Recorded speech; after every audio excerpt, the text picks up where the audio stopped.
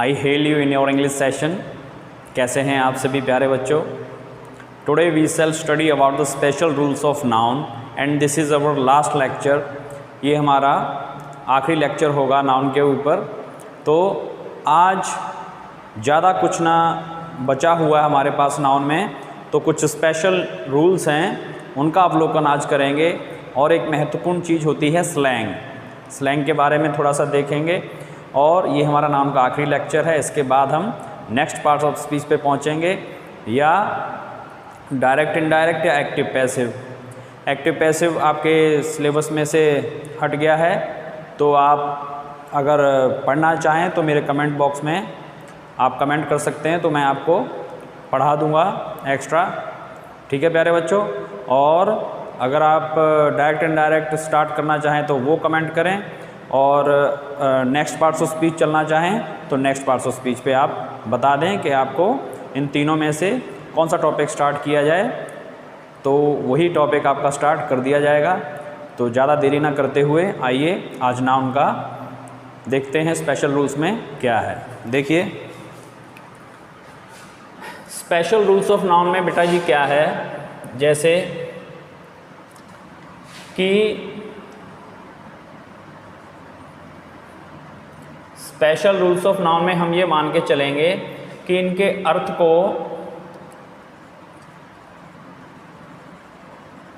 कुछ नाउन्स के अर्थ को हम सेंस ऑफ द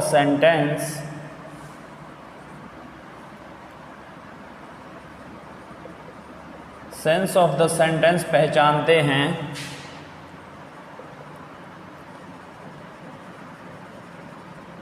कि सिंगुलर हैं या प्लूरल। जैसे कि कुछ महत्वपूर्ण शब्द हैं बेटा जी, आप देखेंगे बड़े ध्यान से। तो इन कुछ महत्वपूर्ण शब्दों में हमें ये देखना है कि शब्द एक ही रहता है, एक ही प्रकार का रहता है, किंतु किस प्रकार से वह सिंगुलर की कभी डिमांड करता है और कभी प्लूरल की डिमांड करता है। देखिए कैसे अर्थ निकल के आते हैं वो आप देखेंगे। जैसे देखिए नंबर 1 पे है आपका, यहाँ देखिए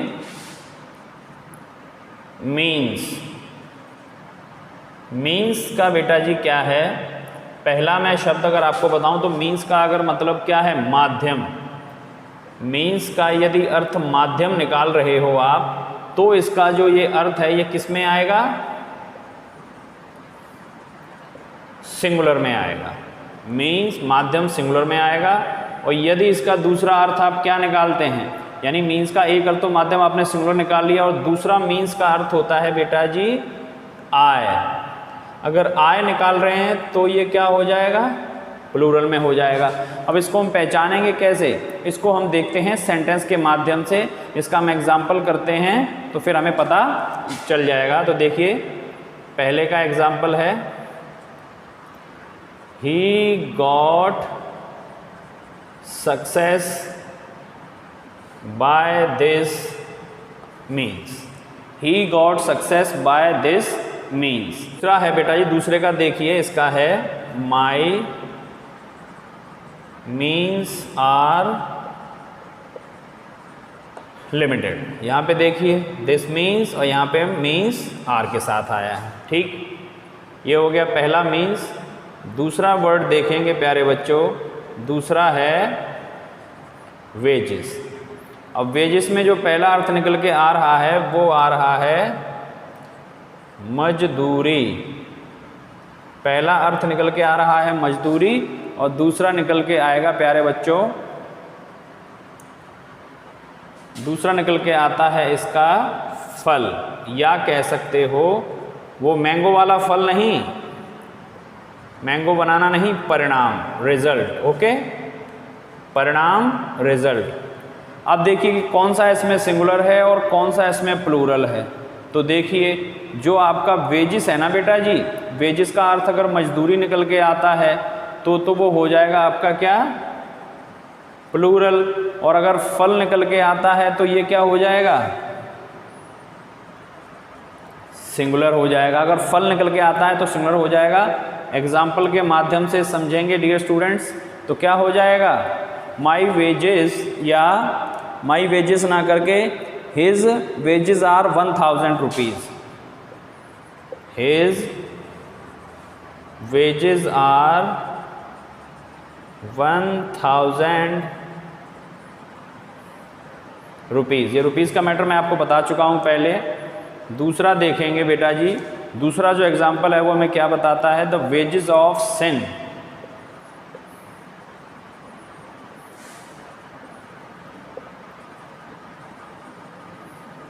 the wages of sin, sin पाप, पाप का जो परिणाम है वो क्या है, मृत्यु। पाप का जो परिणाम है वो क्या है प्यारे बच्चों, मृत्यु। तो वही शब्द है कि किस प्रकार से सेंस ऑफ द सेंटेंस अगर वो आए तो सिंगुलर मानेंगे और किस प्रकार से उसको हम प्लूरल मानेंगे, ये चीज़ मैं आपको बताने की कोशिश कर रहा हूँ। एक और देख लेंगे, एक और है, बड़ा ही इम्पोर्टेंट शब्द है जिसे हम जानते हैं किसके नाम से, वर्ड। अगर वर्ड का मतलब निकल के आता है क्या, अगर वर्ड का मतलब निकल के आता है प्रतिज्ञा, ठीक है, प्रतिज्ञा, और दूसरा निकल के आता है शब्द, तो शब्द क्या है आपका, प्लूरल है, प्रतिज्ञा क्या है, सिंगुलर है डियर स्टूडेंट्स। अब देखेंगे इसी की सेंटेंस प्रतिज्ञा, आई केप्ट माई वर्ड, ठीक है। अब देखिए इसमें there are 10 words, there are 10 words in this sentence, okay बेटा जी। अब यहाँ पे ये सिंगुलर का अर्थ है और यहाँ पे ये प्लूरल का अर्थ है। ये हमारे कुछ स्पेशल रूल्स बचे थे, उसके माध्यम से मैंने आपको बता दिया है। अब आगे आप हेडिंग डालेंगे स्लैंग, आगे आप क्या हेडिंग डालेंगे, स्लैंग देखेंगे। बेटा जी स्लैंग क्या होता है, स्लैंग के अंतर्गत ऐसे शब्द आते हैं जिन्हें कोई विशेष वर्ग इस्तेमाल करता है, किंतु विशेष वर्ग इस्तेमाल करता है, किंतु ग्रामर में, इंग्लिश ग्रामर में इसका रूल बिल्कुल जो इसका स्पेल करते हैं, जो इसको बोलते हैं, वो बिल्कुल गलत माना जाता है। जैसे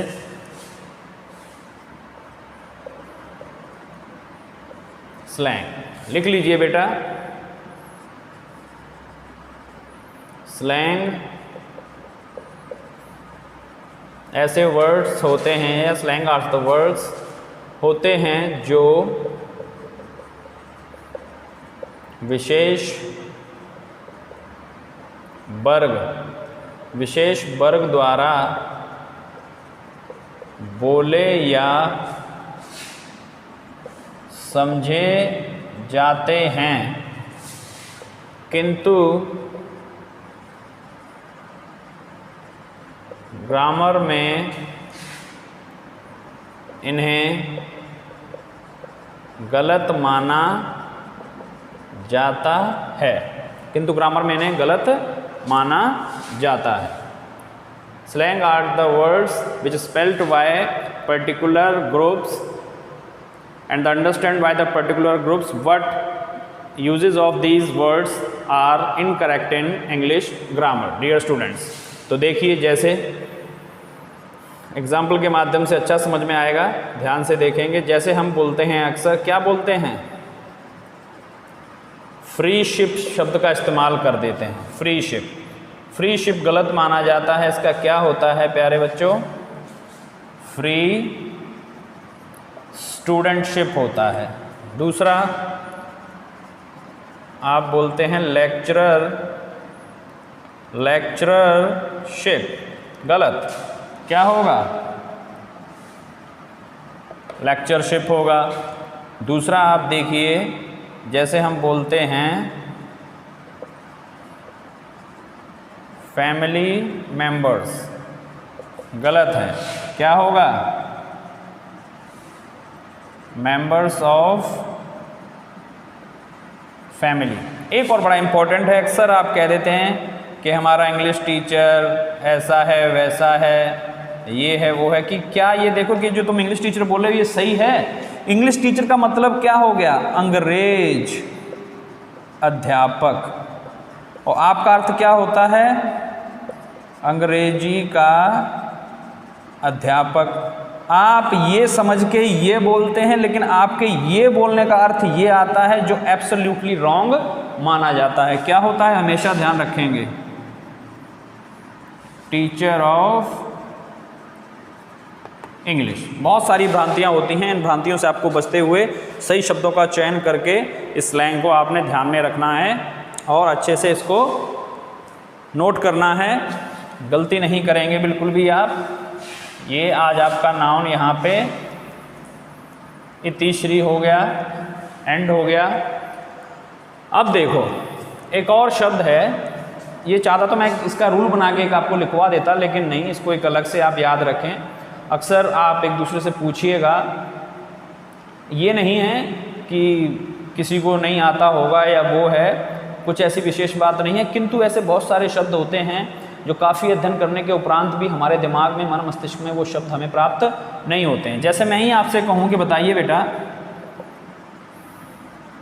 ये सिंगुलर है और आपको इसका प्लूरल बताना है, तो ये लिख दिया मैंने मैडम।